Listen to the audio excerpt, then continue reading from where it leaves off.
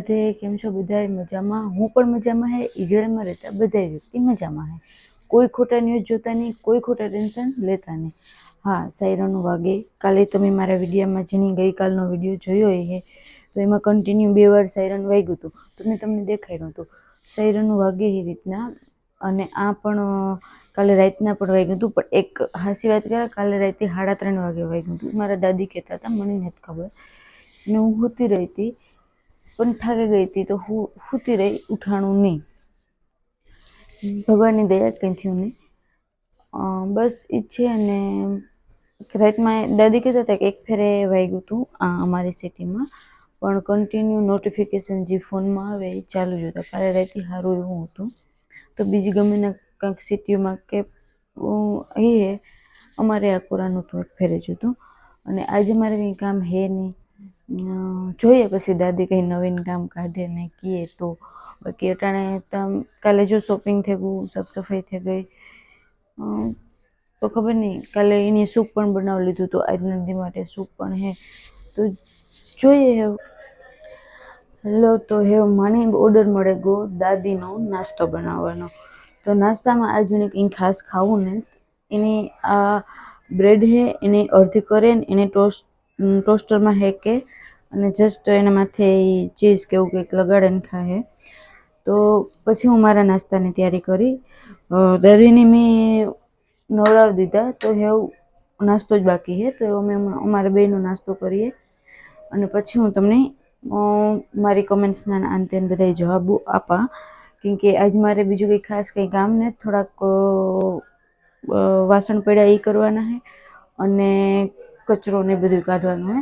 બાકી ટૂંકમાં એટલું કામ નહીં કે હું ફ્રી જ નહીં થાય અને વિડીયો લાંબો બની જાય. તો આજે આપણે એના માટે ઓલું કર્યું. અને અચ્છા, હજી અટાણે સવારે સાયરન નથી વાગ્યું, બધું નોર્મલ છે. બારોબાર એટલી પબ્લિક નથી દેખાતી જેટલી હોવી જોઈએ, ડેઈલી હોય. કેમ કે આઈ થિંક કાલ રાતને લીધે ઘણા બધા લોકો ટૂંકમાં રાતની અંદર ન થઈ હોય, જે બંકરમાં આંતે સૂતા હોય, તો એના લીધે ટ્રાફિક એટલી નથી. તો જોઈએ આજનો દી હેવ વગર સાયરનની જાય કે સાયરન એરી જાય કંઈ નથી ખબર. તો હું તમને કાં આગળ અપડેટ આપતી રહા. ત્યાં સુધી બાય બાય. તો અમારે વાગે ગયા 12:30 અને દાદીને લાગે ગઈ ભૂખ. તો દાદીએ મને ઓર્ડર આપ્યો, જે ઓલા રાઉન્ડવાળા હું રીંગણા બનાવવા, એ રીંગણા બનાવવાનો. તો હું બનાવવા અને તમારા એરી રેસીપી પણ શેર કરા. જો કોઈ ઈંડું ખાતા હોય અને બનાવવું હોય તો તમને કઈ રીતના બનાવવાના છે. તો આ મેં લઈ લીધી ડીશ અને આમાં બધા મેં સામે રાખ્યા એ બધું એમાં હું એડ કરી. તો પહેલાં આ હે ટમેટો સોસ, પછી સોયા સોસ, અને પછી હોટ ચીલી સોસ, અને પછી આ બધી એક લોટ છે. તો એ લોટ તમે ટૂંકમાં ઘઉંનો કે મેંદાનો કોઈ પણ યુઝ કરે શકો. અને એક આ પાવડર છે જે ઇઝરાયલમાં મળે, ઇન્ડિયામાં મળે કે નથી મળતા એ મને ખબર નથી, પણ આ સ્પેશિયલ સૂપનો પાવડર છે. જે આ નાખીએ તો નમક કે ન નાખવું પડે, તો એના માટે યુઝ કરા. અને આ આવે ગું રીંગણું. આ એક ગરમ મસાલા જેવું છે જે આ મળે, ટૂંકમાં તમે જોયો હોગો ગરમ મસાલા જેવું જ લાગે. તો એક આ છે અને ચટણી, ધેટ્સ ઇટ. એટલું બધું નાખવાનું. તો હું તમને અને એક ઈંડું નાખવાનું હોય, એ તો ભૂલાઈ ગયું કીનું ગયું. હા, આ એક ઈંડું નાખવાનું હોય.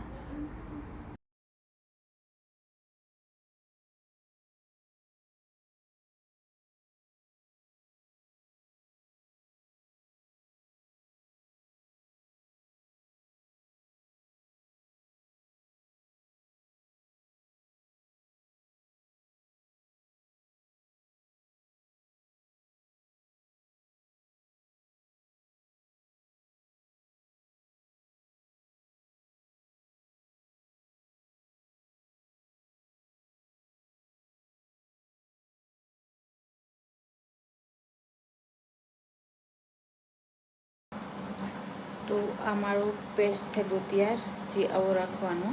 અને તમે જો એક ઈંડું નાખો ને પૂરું નો લાઈક થોડોક જાડો રહીએ તો તમે થોડુંક પાણી પણ એડ કરે શકો, થોડુંક લાઈક 1-2 ચમચી.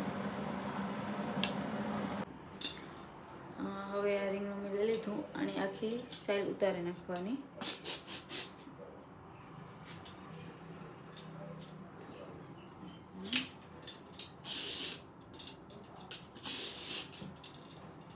અને એ વાણી આમ ગોળ ગોળ કટકા રાઉન્ડ શેપમાં હું કટ કરેલે. આ મેં એટલું તેલ આમાં લઈ લીધું. આથી ઓછું હોય તોય હાલે ને વધારે હોય તોય હાલે. વધે તો ટૂંકમાં વધે ને તો પછી ખાધા જેવું ન.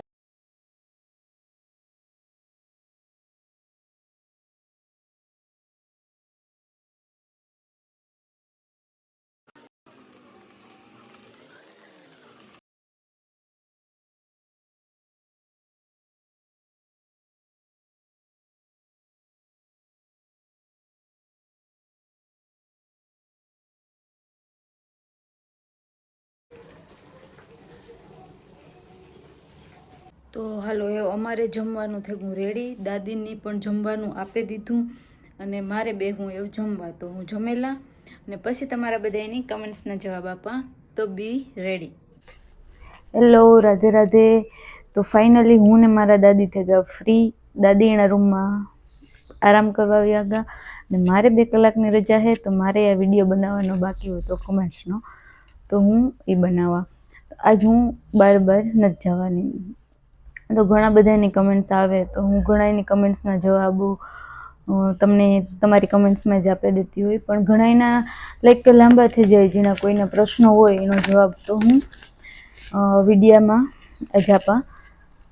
તો એક ભાઈની કમેન્ટ્સ હતી, દાદીના પરિવારમાં કોણ કોણ છે? તો દાદીના પરિવારમાં એક એનો છોકરો છે, એક એની છોકરી છે ને એના બેના મેરેજ થઈ ગયા. તો એનો બેનો પરિવાર છે અને દાદી છે. દાદી અને એના છોકરાઓને લગ્ન થઈ ગયા. તો દાદીનો પરિવાર બહુ મોટો છે પણ દાદી રીએ એકલા. પછી એક ભાઈની કમેન્ટ હતી, દાદી સારા સ્વભાવના છે.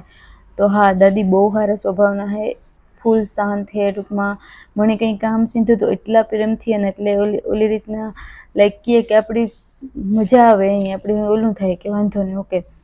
તો હા, એનો સ્વભાવ સારો છે. પછી તમારો પગાર કેટલો છે એક ભાઈની? તો ભાઈ મારો પગાર દર મહિનેનો આવે. મારે આ 45 દીનું કામ છે તો મારે 45 દીનો પગાર આવે. તો મારે આ 45 દીનું હું 350 લેખે એક દીના લા, કે અમુક જગ્યાએ 400 કે 450 લા. પણ આ મારી ફ્રેન્ડનું કામ છે એટલે 350માં કામ કરે. તો 1.5 મહિનાનો હિસાબ કરીએ તો 5 લાખને ઉપર થાય એ રીતના મારો પગાર છે. પછી દાદી સાથે એમના છોકરાઓ કેમ નથી રહેતા? તો દાદી આપણી ઇન્ડિયાને જે બધા ભેગા ન રહે. અહીં જે પરિવાર લાઈક જે છોકરા મોટા થતા જાય, લગ્ન થતા જાય, એ બધા અલગ અલગ થતા જાય. તો લાસ્ટમાં ખાલી જે મોટી દાદા દાદી કે મમ્મી પપ્પા કે જે હોય એ વધે, બાકી બધા અલગ અલગ થતા જાય. તો વિદેશમાં કોઈ ભેગું રહેતું ન હોય, આજુબાજુમાં રહેતા હોય, આવતા જતા હોય, પણ એકલા રહેતા હોય. અને ઘણા લોકો એ પૂછે કે મારું સ્ટડી, તો મારું સ્ટડી મેં BA કમ્પ્લીટ કરેલું છે. અને મારું ગામનું પૂછતા હોય ઘણા, તો પોરબંદરની બાજુમાં આવેલું નાનકડું એક ગામ છે, ત્યાં મારું બેરણ ગામ છે, એ મારું ગામ છે. પછી ઘણા લોકો પૂછે કે ના સાફ સફાઈ કેદી કરે?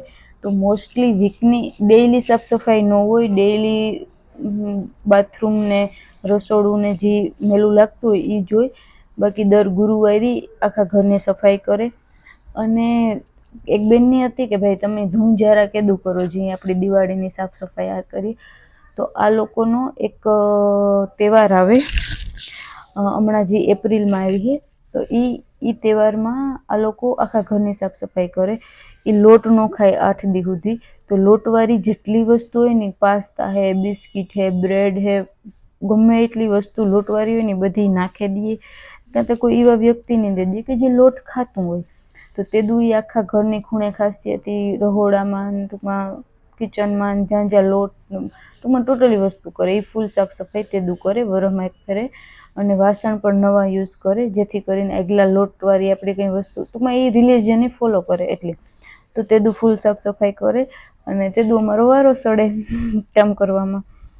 પછી એક બીજા બેનની કમેન્ટ્સ કે તમને ના ગમે ને એકલું રહેવું કે સાથે સાથે એક વડીલની પૂરી કેર કરવી થોડું મુશ્કેલ છે. તો જો આપણે ઇન્ડિયામાં કામ કરીએ તો બધી જગ્યાએ કામ કરીએ એટલી મુશ્કેલ જ છે કેમ કે 9 થી 5 કે જે રીતના જે લોકો જેટલી જોબ કરતા હોય, હા પણ હાંજે આપણા પરિવાર ભેગા હોય, ટૂંકમાં એક એ અલગ મજા છે. અમારે આ એકલા ને એકલા પરિવાર ન હોય, બધું થોડુંક મુશ્કેલ છે, પણ એના હાટાની ઇન્ડિયામાં જે આપણો પરિવાર હોય એ સારી રીતના લાઈફ જીવે હગે, આપણે એના સપના પૂરા કરી શકીએ, તો એ માટે હા ગમે. બસ તો હું તમારા બધાની કમેન્ટ્સ, મારી એટલી બધી તો કમેન્ટ ને નાનકડું ચેનલ છે, નાનકડી થોડીક જ કમેન્ટ છે, તો જેટલાની હતી એટલાનો હું જવાબ આપ્યો. અને જો કોઈને રહી ગઈ હોય તો મને પ્લીઝ પાછું જરાક પાછી કમેન્ટ કરજો, ને કરું હું પાછી ચેક કરીને યાદ આવી તો હું લખી લે. બસ ઈ જ છે આજ.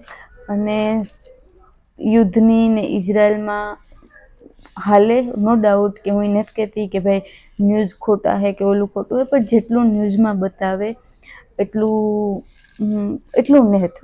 આજે જ મેં એક વિડીયો, તમે કોઈને ખબર હોય તો મેં યુટ્યુબમાં પોસ્ટ કરેલો હોય અને મારા ઇન્સ્ટાગ્રામ આઈડીમાં પણ પોસ્ટ કરેલો હોય, તો મારી ઇન્સ્ટાગ્રામની આઈડીમાં જે કોઈ ફોલો ન કરતા હોય તો ફોલો કરી આવજો, જેથી મારી ડેઇલી અપડેટ પણ તમને જળતી રહે. તો એમાં ઘણા લોકોનું કેવું છે કે ભાઈ હમણાં બંકરમાં નથી જવા દેતા ને આન તેન, તો એના ઉપર મેં આખો વિડીયો બનાવેલો હોય, તો તમે જોજો. અને થેન્ક યુ સો મચ તમારા બધા એના વિડીયો જોવાથી આજ મારો ચેનલ થોડાક ટાઈમમાં ખૂબ વધારે પ્રગતિ કર્યું, અને મને વિડીયો બનાવવાની મજા આવે, સારા વ્યૂ આવે, લાઇક આવે, કમેન્ટ્સ આવે, બધાની પોઝિટિવ વેમાં કમેન્ટ્સ આવે, એ બદલ પણ થેન્ક યુ. તમે એક પરિવારના જે મારા વિડીયો રેગ્યુલર જોવો એ બદલ બધાની થેન્ક યુ. અને આવા નવા જોતા રહીજો, જે લોકો જ્યાંથી જોતા હોય નથી, અને બધા હેપી રહીજો અને હેપી રાખજો તમારા પરિવારની ને તમારા આજુબાજુમાં રહેતા હોય એને. રાધે રાધે. ખુશ રહ્યો અને ખુશ રહેવા દો. Bye bye. કાલે મળીએ આપણા નવા વ્લોગમાં, નવી શરૂઆત. બાય.